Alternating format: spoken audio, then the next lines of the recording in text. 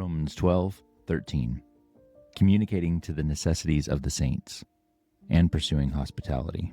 After 3 verses about the interior life, the gifts, the love, the fervency, endurance, the prayer, Paul turns outward again, and he does it with 2 very practical words, needs and hospitality. Let's start with the first one, communicating to the necessities of the saints. The word for communicating here means sharing, participating, coming into partnership with. It's the same root as koinonia, which we usually translate as fellowship, but Paul's not talking about fellowship in the way we typically use that word.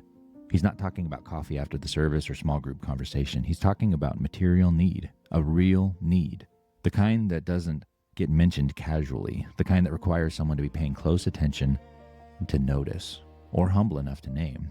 Necessities, not preferences, not comfort, not the things that would be nice to have, the things that are actually needed. And Paul says the community of faith shares in those things, participates in them, comes alongside. That is a high bar for what church is supposed to be. We have largely professionalized this in the modern church. We have benevolence funds and food pantries and systems for processing requests, and again, none of that's bad.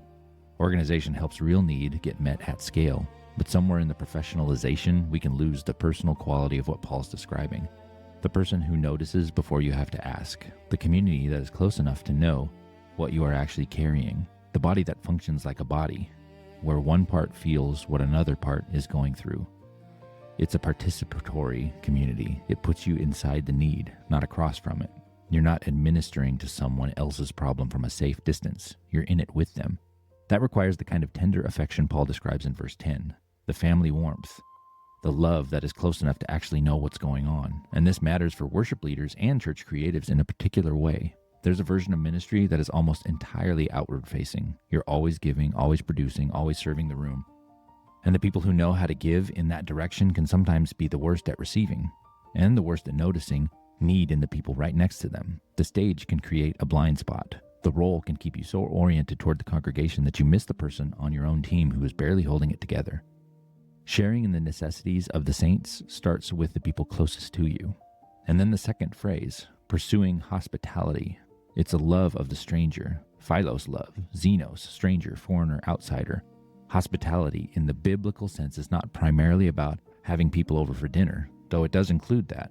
It's about making room for the person who does not yet belong, the one who is outside the circle, the one who does not know anyone, the one who showed up for the first time and is watching to see whether the community actually means what it says.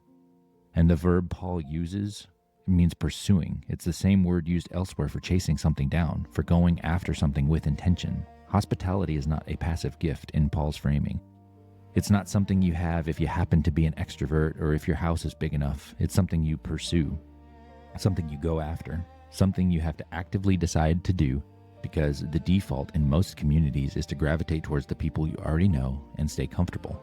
Pursuing the stranger means your eyes are scanning for the person on the outside of the conversation. It means you cross the room. It means you ask the question and then actually listen to the answer. It means the table you set is always a little bigger than it needs to be for the people you are already expecting. And here's what ties these 2 phrases together. Both of them require you to be paying attention to people other than yourself. Sharing in necessities means you notice what someone else needs before they have to announce it. Pursuing hospitality means you notice the person who has not yet been noticed. Both are forms of love that are oriented outward, looking for the need and moving toward it rather than waiting for it to come to you. That is worship as a way of life. Not in the room on a Sunday morning, it's in the parking lot after, in the text you sent on a Tuesday, in the chair you pull up to the table in the moment you choose to cross the room instead of staying comfortable. The altar is still walking around. Let's pray. Jesus, thank you that you pursued us when we were strangers. Thank you that you crossed the distance, that you made room, and you came near when we had no claim on your attention. Form in us that same movement toward people. Give us eyes to see the need before it's announced, and the courage to move toward the person who is on the outside of the circle.